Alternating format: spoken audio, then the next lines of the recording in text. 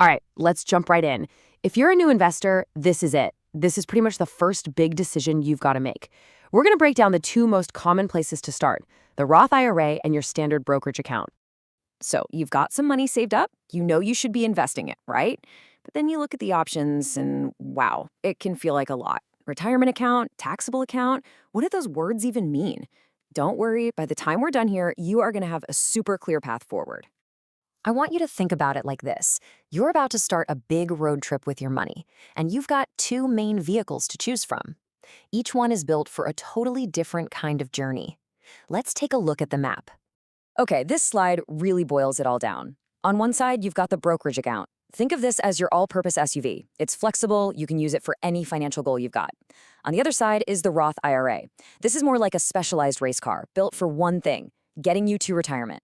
And here's the absolute biggest difference, the one you really need to focus on, the tax on growth. In a brokerage account, you pay taxes on your profits as you go. But with a Roth IRA, all of that growth, all those earnings, they are completely tax-free when you take the money out later on. That is a game changer. So let's talk about that SUV first, the brokerage account. This is your go anywhere, do anything, all-terrain option for investing. So, what is it exactly? Well, it's about as straightforward as it gets. It's an investment account where you can buy and sell stuff like stocks, bonds, you name it. There are no rules about how much you can put in and no rules about when you can take your money out. But you see that word taxable? That's the key. The tax man is definitely going to want a slice of your profits. The freedom here is really the main attraction. You want to invest a big chunk of money all at once? Go for it. There are no limits. What if you suddenly need cash for a down payment on a house, or you have an emergency? You can pull your money out without any penalties. And hey, there's even a nice little tax perk. If you hold on to an investment for more than a year, your profits are usually taxed at a much lower rate than your regular income. That's a huge deal. But of course, that amazing flexibility comes with a price tag. There are no special tax breaks here. You're going to pay taxes on your investment gains year after year, and on any dividends you get too. And there's also kind of this behavioral risk. Because it's so easy to get to your money, it can be really tempting to buy and sell all the time, which, let's be honest, is a classic investing mistake that almost never works out well. All right, now for our second vehicle, the Roth IRA. If the brokerage account is an SUV, think of this thing as a specialized rocket ship. It's designed to get you to one destination, a tax-free retirement, as fast and as efficiently as humanly possible. Okay, here is the magic of the Roth IRA. You put in money that you've already paid taxes on. Then, every single dollar that money earns over decades of growth, you can pull it all out in retirement, completely, 100% tax-free. I'm not exaggerating when I say this is one of the most powerful tools for building wealth that exists.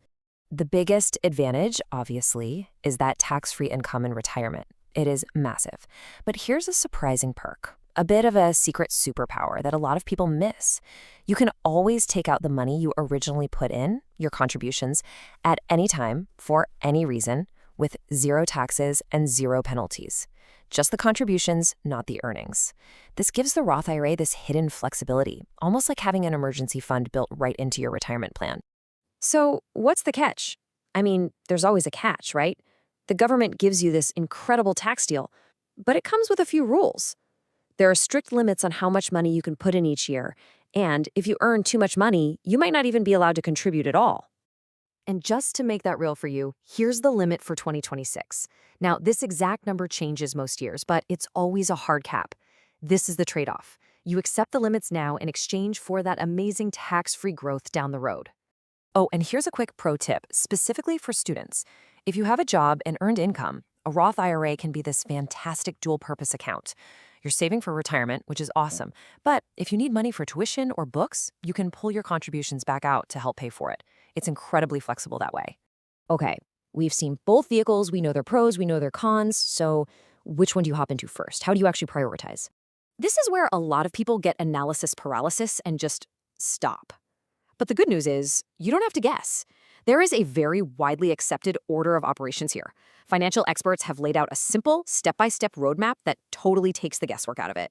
And here it is, your investing roadmap. Step 1, before you do anything else, if your job offers a 401k with an employer match, you contribute just enough to get that full match. Why? Because it's free money. It's an instant 100% return on your investment. You just can't beat it. Okay, once you've secured that free money, your next priority is to max out your Roth IRA for the year.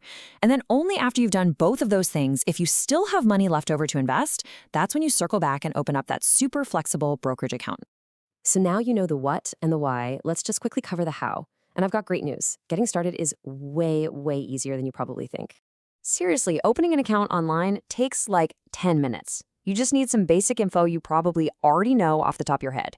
Your social security number, your bank details so you can transfer money in, and maybe your employer's name and address. It's a really simple process designed to get you going fast. One last piece of jargon I need you to know, the expense ratio. When you buy an investment fund, there's always attorney annual fee. Think of it like a subscription fee. A lower number here is always better. Why? Because it means more of your money stays invested and working for you, instead of going into someone else's pocket as fees. So always keep an eye on that number.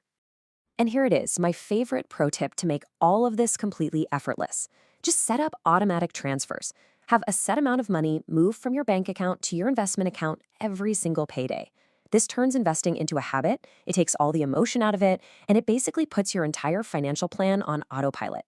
Set it and forget it. So here's what it all comes down to. The choice between a brokerage account and a Roth IRA isn't really about which one is better. It's about which one is right for your goals right now. And following that roadmap we just laid out, that's your best path to making the right choice. A small, smart decision today can truly compound into a totally different financial future. So the only real question left is, what's going to be your first move?